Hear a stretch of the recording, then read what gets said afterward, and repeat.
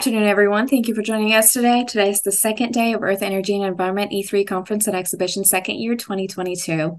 My name is Jomana Tariq Abdurazik. I'm a petroleum engineer, a recent master's degree in petroleum engineering graduate from University of Houston, currently working as an engineer in Houston, Texas.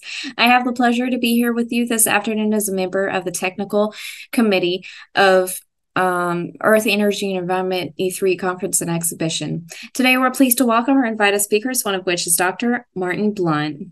With a PhD in physics from University of Cambridge, as well as industry experience, Dr. Martin Blunt has been a professor at Imperial College London for over the past 23 years and has been the Chief Technology Officer at iRock Technologies for over the past 11 years. And today he will be discussing the flow in porous media and energy transition.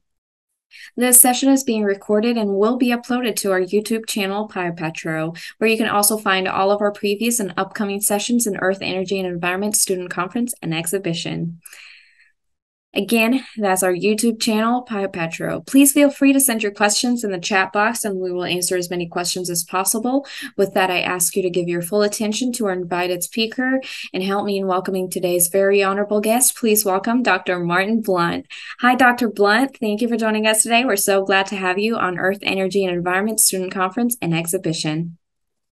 Thank you, Jomana. It's a pleasure and an honor to be here at this meeting. Yeah, I'm going to talk about flow and porous media in the energy transition. And I'd like to start by acknowledging a truly exceptional group of PhD students and postdocs and other colleagues who've done the work I've about to describe and who have now gone on to various academic and industry positions. But I'm going to start by actually saying what we do at Imperial College London. So if you walk through the main entrance of the Royal School of Mines, it's a building built in 1913, and you will see oil technology written there. And we've been teaching that subject, as is evident, for more than 100 years. And we've been teaching master's courses in petroleum geoscience and petroleum engineering since 1970 with the advent of North Sea oil. But over the last few years, we've decided to change our focus away from being exclusively focused on hydrocarbon exploration and production to something that's more consistent with sustainable development, but to continue to teach these fundamental skills of subsurface geoscience and engineering, but then to broaden the applications to things relevant to the energy transition, geothermal energy and gas storage. The other thing that we're changing what we teach, and it's also influencing our research, is to bring in a more computational basis. Many of our traditionally trained engineers actually are very weak when it comes to computation. Big data and machine learning sound like buzzwords, but there's not much they can actually do with it. So to introduce that as well. So this year we started a new course, GEMS it's called, Geoenergy with Machine Learning and Data Science. So it combines subsurface engineering and geoscience. We haven't abandoned or got rid of that. But there is now an emphasis more on the energy transition, okay, and a strong focus on digitalization, okay, to upskill current graduates or new graduates who want to move into this area with a strong set of transferable skills. So that's what we're doing with our teaching. What about our research? Well, our research is a bit the same. Normally what you do is you're working on oil production and then flow and porous media is a sort of piece of that. And it's been very much constrained by an intellectual silo in which you're trapped. So what we're doing in terms of research is we're looking at flow and porous media as its own scientific discipline. Okay, so we're not interested in just the application, we step back. So I think you all know what a porous and permeable medium is. A porous medium has holes, a permeable medium allows flow through those holes, and there are 1,001 different applications. Okay, so we show here making your morning coffee, filling a baby's diaper, right? Food we eat, rainfall on the soil. These are all applications, as well as obviously some very important ones associated with the deep subsurface. So here's just an example to show that some of the challenges this century are very much associated with underground flow, but not just traditional oil and gas production. So here we have a figure. This is showing time in years. This is showing how much CO2 do we need to inject underground in order to avoid dangerous climate change. And the different colours are different scenarios, right? We don't know what's going to happen in the future. We're obviously sitting here. But by 2050, 2060, we're looking here at storing somewhere between 5 and 30 gigatons of CO2 into the subsurface each year. And to put this in perspective, our current total global CO2 emissions are only about 35 gigatons, okay?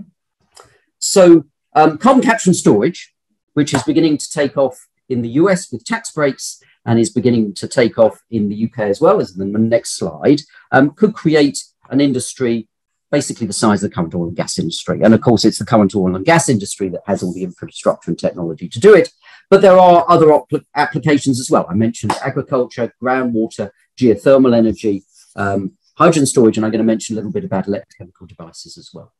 So the UK, I won't say necessarily take the global lead, but after years, if not decades of a dithering, we might actually do something. So here's an example. Probably most of you have heard of Liverpool and Manchester, cradle of the Industrial Revolution. We still do have some heavy industry that is generating CO2, burning fossil fuels. So we're going to collect that CO2 and we're going to store it under Liverpool Bay. There's going to be another industrial cluster where we store the CO2 underneath the North Sea there. Okay, and this is going to be substantial, right? Up to 20 million tons of CO2 per year. This isn't some sort of token pilot project where we sort of sniff around the subject. We're actually going to do this because there is a legal commitment in the UK to get to net zero by 2050. That's not the only application. Hydrogen storage, one of the things to do with that scheme was to use excess renewable energy and in fact gas with CCS to generate hydrogen. And if we do globally use hydrogen as a vector for storing energy, we're going to have to store it somewhere. And really, the only place to do it at the sort of gigaton scale is in the subsurface. So hydrogen storage, you place it underground. What's different with CO2 storage is you need to put it underground and you need to extract it again. So it needs to go both in and out. With CO2 storage, actually, you just want it to go in and never come out. And obviously, with hydrocarbons, you just want it to come out. Okay, so that's broadly speaking the idea. And then the other thing is it's not just actually storage in rocks or flowing rocks that we're interested in. Porous media actually play rather a significant role in the energy transition with electrochemical devices. So I just said we've got intermittent renewables. So when you have an excess of renewables, you have excess energy, excess electricity that you use to electrolyze water to generate hydrogen. An electrolyzer, what you're basically doing is you've got water and then you're splitting it into hydrogen and oxygen. And you have a porous layer, which is rather misleadingly called a gas diffusion layer. It's basically a fibrous material that will allow the flow of both water and a gas. The opposite is how do I use that hydrogen? Okay, you can have hydrogen and oxygen or air coming together, forming water and generating a current in a fuel cell. Again, you have a porous medium where you want to have the flow of the two phases. Even a lithium-ion battery is a porous medium. Okay, it has a solid substrate and you have a liquid electrolyte and you want to fully saturate the battery. So what do we do at Imperial College? We study the fundamentals. As I said, we're trying to sort of break out of these application silos. And our main thing is imaging, analysis and modeling. So here we have what probably is familiar to you, a medical CT scanner. We can look at pieces of rock or other porous media that are sort of up to person scale. But that doesn't really allow us to get to the fundamentals, which is really to look inside the pore space. So here we take samples that may be between 5 and 15 millimeters in diameter. And we use X-rays to image the rock and the fluids within them at micron resolution. And you'll notice that the rock appears to be in some sort of Dolby jacket. That's because we're applying the conditions of high temperature and pressure that you see in the subsurface. The problem with these instruments is it takes at least an hour to acquire an image. So if we're looking at flow process, we can't really see the dynamics. So for that, we need a brighter beam of X-rays. You get these at synchrotrons where you accelerate electrons near the speed of light and give us a very bright beam of X-rays, as shown in this picture, ionizing the air. We can now get three-dimensional micron resolution images at 1 second time resolution. So it is like having X-ray spectacles, but better than that because it's three-dimensional. So here's just an example of what we can do. This is with CO2 storage. We're looking at a limestone here, about a millimeter. A millimeter is this picture, right? And so we're just zooming through the pore space. This is an experiment with fancy image processing. It's not a model, okay? And now what we're showing is carbon dioxide that's trapped within the pore space.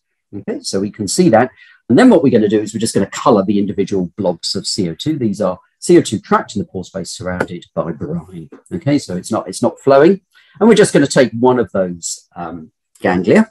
Okay, now we're getting down to the sub-millimeter scale. So we're looking at a scale of about 100 microns here. Okay, and so we can see the carbon dioxide, right, the brine in blue and the rock in red. And what we're interested in particularly is not just the pore structure, but the wettability. And that's quantified by the three-phase contact line where the two fluid phases contact the solid. In fact, it's a loop, right? And that's what's shown in yellow. And then you take a plane that's perpendicular to this three-phase contact loop, and you measure the contact angle, and that will give you the contact angle properly in 3 dimensions. Okay, so we're just zooming around. As I said, fancy image processing. This is all an experiment.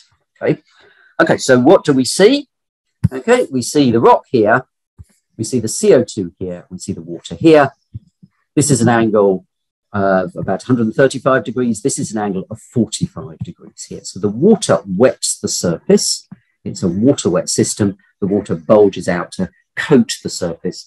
The carbon dioxide is a non-wetting phase trapped in the pore space. So we can see this. Okay. So here is an example. We inject carbon dioxide through a sandstone sample. The blue shows carbon dioxide that's connected.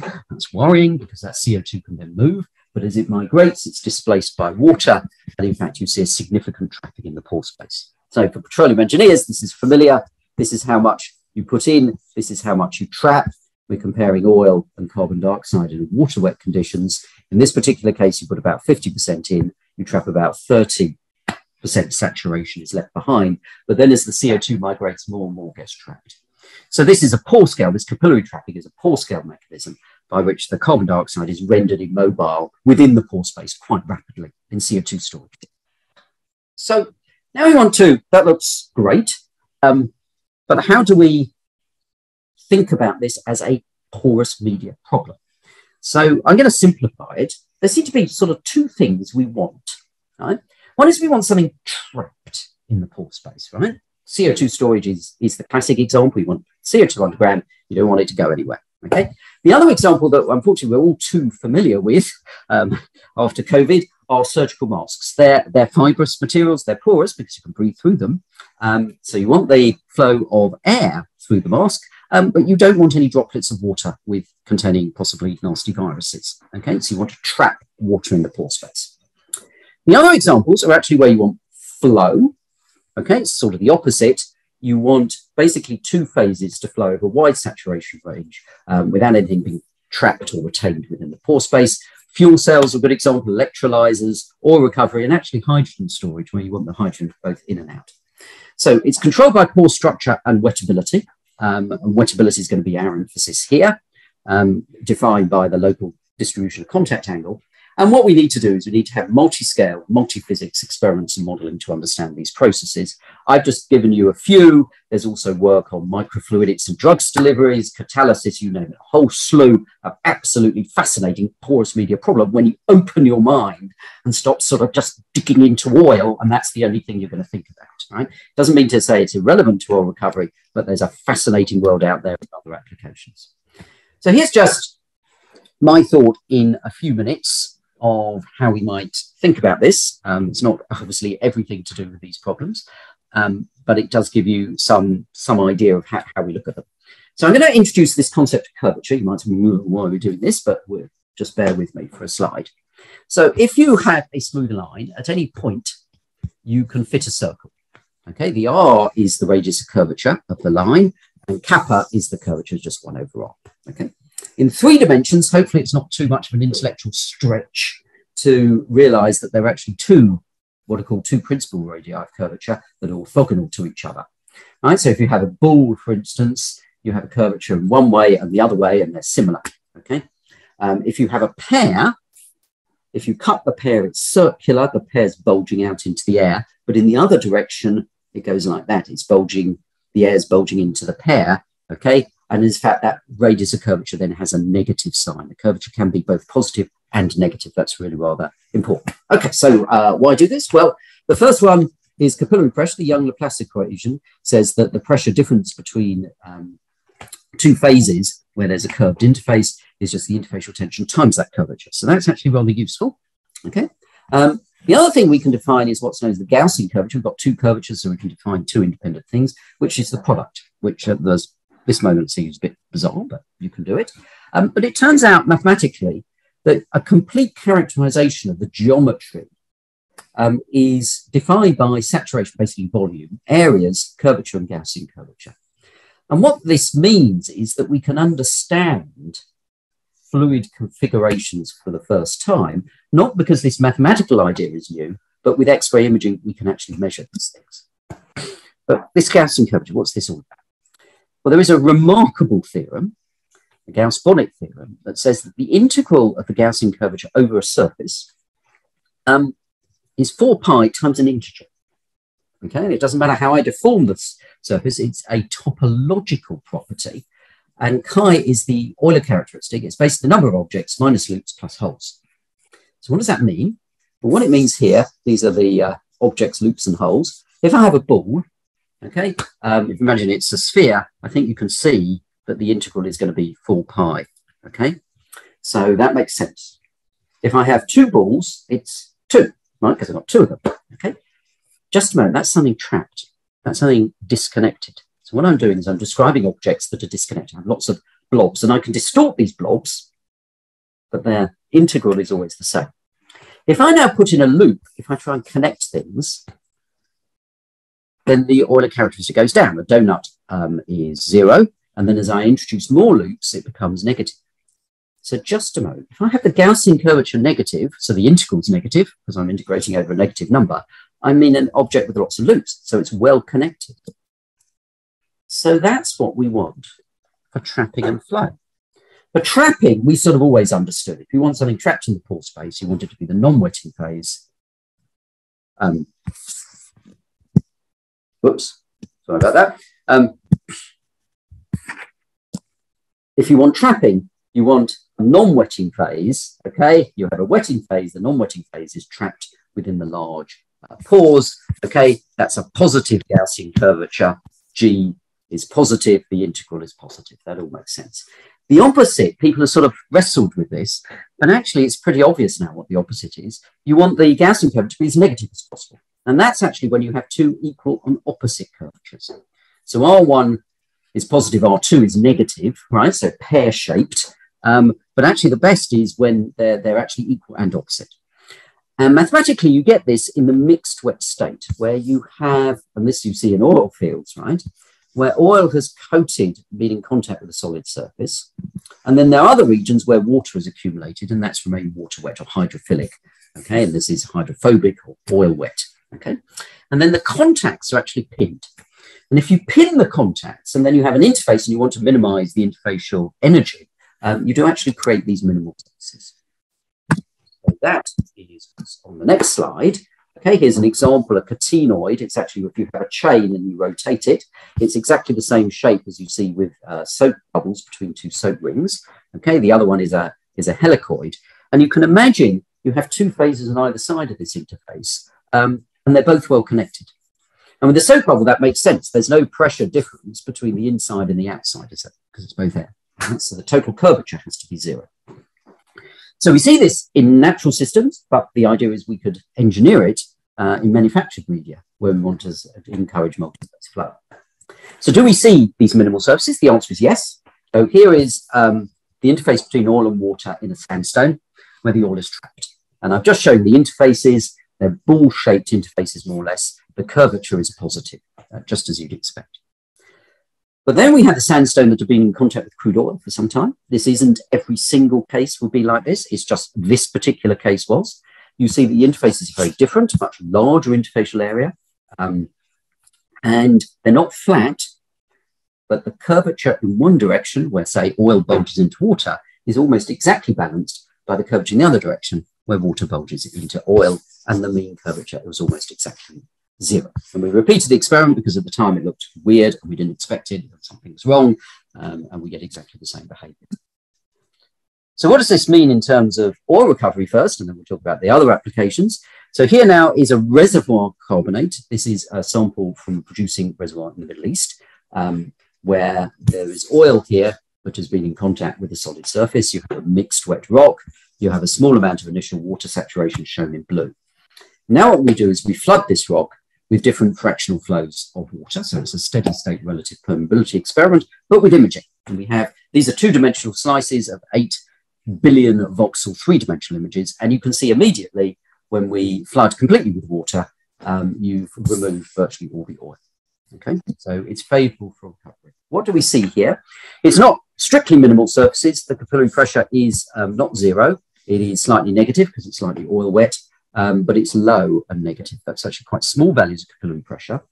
And what you're seeing in terms of the relative permeability characteristics is very favorable recovery. The water invades the pore space, but is actually not well connected through the centers of the larger pores. So the water relative permeability stays low. The oil relative permeability also decreases, but you see a relatively low residual saturation and a crossover point shifted to the right to high water saturation. So that's in rocks. Do we see these minimal surfaces in other media? Yep. So in these gas diffusion layers, they're fibrous carbon fiber, because they need to conduct electricity. And they're naturally water wet. So that's the problem, because they just retain water. So basically the device would drown, right? The air couldn't get out or in. So what they do empirically, as actually a sort of binder, is they coat the fibers partially, not completely, partially, with PTFE, basically a plastic. So you create a mixed wet state. You've got a mixture of oil wet and water wet fibers, okay? And what you see is this is water now moving through this gas diffusion layer, shown in blue. The air is in white with different amounts of coating. In equilibrium, you get almost exactly a perfect minimal surface. And this is ideal for then the connectivity of the two phases. What about three-phase flow? The reason why I've introduced this quickly is actually if CCS, carbon capture and storage, is going to take off, certainly in the US perspective with the way the tax breaks work, and actually, why don't you put them in an oil field? Okay, you got the infrastructure, you know it's a good trap. Hey, then you might get some additional oil out, right? And I think this is really where we're going to do gigaton CO2 storage is in depleted or mature oil fields. So let's extend these ideas to three-phase flow. What can we see here? For those of you familiar with the Young equation, basically it's a definition of contact angle. It simply defines contact angle from a horizontal force balance of the two phases on the solid. You've got three phases, water, oil, and gas. You've got three of these force balances and a little bit of algebra. And I'm not expecting you to follow the algebra, in 30 seconds, but you should be able to follow it in 5 minutes. Is actually all the surface or the solid interfacial tensions cancel out, and you get a relationship between the interfacial tensions and the contact angles. And what this means is that contact angle is not independent. So if you know the oil-water contact angle, and if you, as normally happens, oil spreads on gas in the presence of water, so this contact angle is close to zero, the gas-water wettability is fixed. Okay, so why don't ducts get wet? Okay. If you have something water wet, okay, that makes sense, right?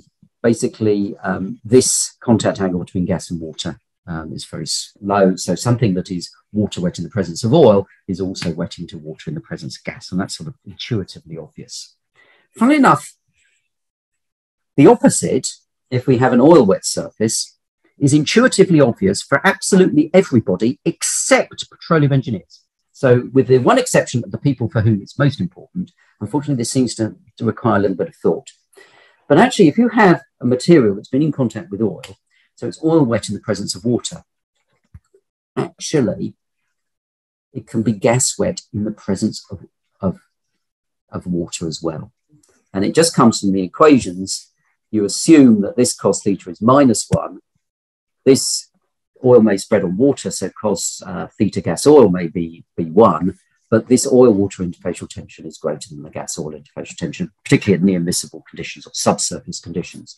And so this is negative, which means the contact angle is greater than 90 degrees. And that's obvious, right? I'm sitting here at a table. If I spilt some water on the table, it will bead up. Why? Because it's coated in a varnish, right? Which is made out of oil.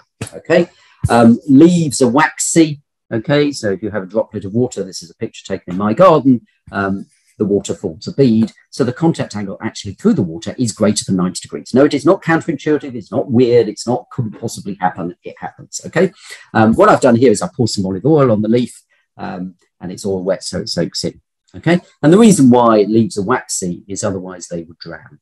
Okay, because the water would imbibe into the leaf and they couldn't exchange gases. And the same with ducks. Okay, they have oily feathers that repels water. What's this mean now in terms of displacement? So here we have some time-resolved X-ray imaging of CO2, which is the coloured phase, displacing oil and water in a medium that is not water wet. Right, it's a reservoir sample. And you notice something remarkable in this picture. This is a distance of about 4 millimeters. And I'm just showing the carbon dioxide and the colours are flashing. And each colour is where the carbon dioxide is actually a discrete ganglia. So just know, carbon dioxide is actually moving through the porous medium and it's disconnected. Okay, and it turns out in capillary equilibrium, this is in fact possible. You can have CO2 displacing oil that displaces water in infinite chains. Okay, the carbon dioxide is absolute no, it is not the most non-wetting phase. Actually, water is. Carbon dioxide is intermediate wet. It's an oil wet surface. CO2 is intermediate wet between oil and water, and it moves in this disconnected fashion. And this has enormous implications. Basically, it says the relative permeability models we're using for gas injection, particularly for CO2, are wrong. They're qualitatively incorrect. And what's more, for storage, this is great because the CO2 actually is trapped at the pore scale more or less immediately. You don't have to inject vast amounts of water. So previously we inject lots of water with the CO2, and that's fair enough. Obviously the CO2 is valuable and expensive, but actually if we're getting a lot of money for keeping that CO2 underground, why don't you just inject more of it? That should work. And this is confirmed by the relative permeabilities. We can do that exactly as we showed before, steady state relative permeability measurements. And you will notice here the values of the relative permeability are really quite low. So the oil is connected in layers, but you notice in particular the gas relative permeability, even a reasonable gas saturation stays very low. Now I said something about multiphysics, right, rather than just pure displacement. So let's think about another application and what sort of comes up when we look at other applications. So let's think about hydrogen storage. So what we've shown here is hydrogen that we've injected into the pore space of a rock, and we're going to compare it with nitrogen. Okay, and this is the hydrogen that's trapped, basically. So nitrogen, we see sort of quite a lot of trapping everywhere. Then we wait 12 hours and take another image, and not a lot has happened, right? Which is sort of what you'd expect. With the hydrogen, because it's much less viscous, obviously you see that there's some channeling here. Okay, but that's not the remarkable thing. That's sort of no big surprise. Is you see the bubbles of hydrogen here, 12 hours later, they've disappeared. Now, they haven't mysteriously dissolved or moved up. Actually, when you look at the volume, it's much the same. We have the same volume of hydrogen here than here. It's just that the hydrogen has moved from small blobs to larger blobs. How's that happened? There's a process called Oswald ripening. It's well understood if you've got a sort of fizzy drink. Eventually, actually, all the bubbles will merge into one big bubble, and there is a reason for this. There is some solubility in the water, and the amount that will dissolve is proportional to the pressure in the bubble. A small bubble will have a high capillary pressure, slightly higher dissolved concentration, and so there will be a concentration gradient. So with Fick's law, there will be diffusion from high concentration to low concentration, and the material will then accumulate in the big bubble. So it's all due to transport in the aqueous phase. The gas itself is not moving. Okay, and we can look at this. I mean, when I first thought of this, I thought this is rubbish. Hydrogen doesn't really dissolve in water, so you're not going to see anything. Actually, you crunch the numbers, right? And I've done that here. And in fact, the timescales are much the same. Now, are much the same as you see in the experiment, right? Of order 10 hours over a millimeter scale. Now, this is true in bulk, and eventually everything just becomes one big bubble. In a porous medium, it's more subtle, because obviously as a ganglion grows, it actually might have to squeeze into a narrow throat. And in fact, this capillary pressure goes up. So there are multiple points of equilibrium. So there is rearrangement in the pore space. The tendency is to reconnect the gas, which is actually good for storage, doesn't all get trapped, but it doesn't all aggregate into one big bubble. So that's some of the experiments, just to flavor the sort of things we do. But this is complemented by pore scale modeling. So here is an example. These are 10 billion voxel images from which we can extract equivalent networks, basically networks of pores connected by throats, and then we can simulate the flow. So this is an example of water flooding. And what we can do is, rather than just, oh, look, here's a predicted relative permeability and it looks like the experiments, we can do a lot better than that. We quantify uncertainty, and we can actually map an experimentally measured configuration of fluid onto our network and compare pore by pore. So we have a much richer way of comparing, basically. We can not just make predictions, but we can say, are we predicting the pore scale configuration of fluids? Another bit of multiphysics is when we look at heat transport. This is important when we're looking at underground thermal storage. If we're not going to use hydrogen, the other possibility is basically to store hot and cold water in the subsurface, something that works in many parts of the world, or in catalysis or reactions. So there, the difference is not only do we have fluid flow through the pore space, but we also have heat transport, both through the liquid, but also through the solid substrate. So here's an example of a network model that represents a bead pack, but there's heat transport through the metal beads as well as flow through the pore space. And we're using this for design. So normally what you do is you just have a random closed packing of beads, and that's fine, and that's what you use. But maybe you could design a packing that was slightly lower porosity. Okay, there's less flow, but now the heat transport through the solid is much more rapid. And basically what we're doing is we're trying to optimize the heat transfer coefficient. And we find that a porosity of about 28% is ideal. Okay, so this is an application of design. So we're going to sort of recap here, right? There are lots and lots of applications of flow and porous media that go outside what we have just for oil and gas applications, okay? So we can design surgical masks, okay? We can design surgical masks to trap water, and I think at this stage you know what to do. You want, if you look, a good surgical mask is actually plasticky, right? The fibers repel water, okay? But actually very small aerosols can simply fly through the pore space. So you actually have a layer that is more water wet, that attracts the very smallest droplets, okay? Fuel cells, I've just said, you have this mix of plastic coated fibers and uncoated fibers, okay? We talked about CCS and trapping, particularly when you're injecting into depleted gas fields, lithium-ion batteries, electrolyzers, and so on. There are all sorts of applications here that this type of idea can help. So I'm going to end here. Right, flow and porous media, yes, it does matter. Lots and lots of great applications. And I'd like to sort of plug my book, which actually was written some time ago now. So actually most of what I've said here isn't in it, but I'd also like to acknowledge very generous funding, mainly from the oil industry for this work. Okay, thank you very much. And I apologize for my video coming on and off. That's a bug with my computer, I'm afraid. Thank you very much for this really enlightening presentation.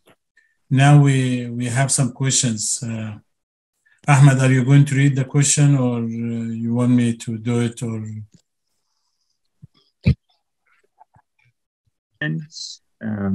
not real questions.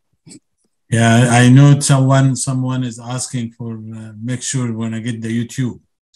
It probably will take more than one time to watch it to absorb all this information. Yeah, but I can answer some of the question answers I've seen here. Right? Sure. Yeah. So one of them, which is quite common, is how can pore network model on such a tiny scale be properly used in field scale applications? I think that's absolutely key. The point is that even if you're at the kilometer scale, right, the fluid is going through the pore space. And the behavior within the pore space is important, okay? And it's a bit like saying, you know, coronavirus can't be a disease because the virus is small. Right? It's a mistake people make, is to think that the small scale somehow doesn't matter, but it does, because it controls everywhere where the fluid goes. So everywhere the fluid goes, there's this amount trapped, there's this amount of flow, and that's described, I'm afraid, by the pore scale. It doesn't disappear at a large scale. Okay. Someone else has asked, can solid notes be representative of rock grains for geomechanical modeling? Absolutely. I haven't shown any geomechanical modeling. It's not my expertise, but there are groups who do geomechanical modeling using this. Okay, so just looking at some of the other comments here. Can we understand? Yeah, process experimentally at the pore scale was the name of the software used for modeling. It's our own network modeling. If you were to Google pore scale imaging and modeling, spell modeling with 2 L's in a British way, you'll get to our website, and we have all the software there. Right, it's not commercial software, but you do have some modeling software that you can use. Okay. Which question about carbonate formation? It is under chat. There's some under chat. So there you go. What happens if we don't do carbon capture and storage? Then we're condemned to dangerous climate change, right? I mean, that's that last question. Okay, in the chat.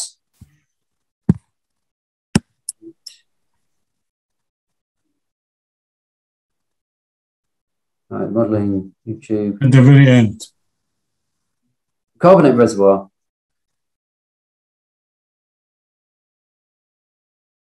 No, I think you've misunderstood here. The carbonate reservoir is it's the fractional flow. So it's the fraction of the total flow that's taken by water. So to begin with, there's just oil in the pore space. We just injected oil. That's primary drainage. The fractional flow is 0. Okay. And then we increase the amount of water. We're reproducing water flooding in the reservoir. It's a steady state relative permeability measurement. Okay. Yeah. Under question, there was one question that about Algeria. Sorry, I didn't get that. Sorry. Said in my region in Algeria, we have a lot of disconnection from the net. All right. Well, then hopefully the YouTube channel will help, right? Okay.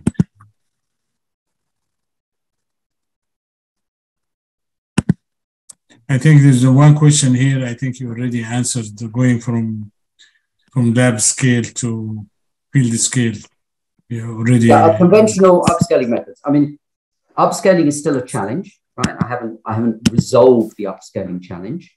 My colleague at Imperial, Sam Crever, actually puts in core scale heterogeneity and shows how that impacts the average behavior. So it is important to upscale. There's no doubt about it. But that doesn't mean that magically the pore scale disappears. Okay, right? The heterogeneity on all scales is important, and you start fundamentally at the pore scale. I think you answered all the questions, but we ask the audience if they want to submit other questions. We'll make sure that Professor Blunt will get them. Not a problem at all. It's been a pleasure. Excellent. We still have a few minutes if Professor Blunt want to make any comments. No. I think I've had the chance to say what I wanted to say. Very good. Thank you so much for this great presentation. It's very enlightening. Okay. Well, thank you.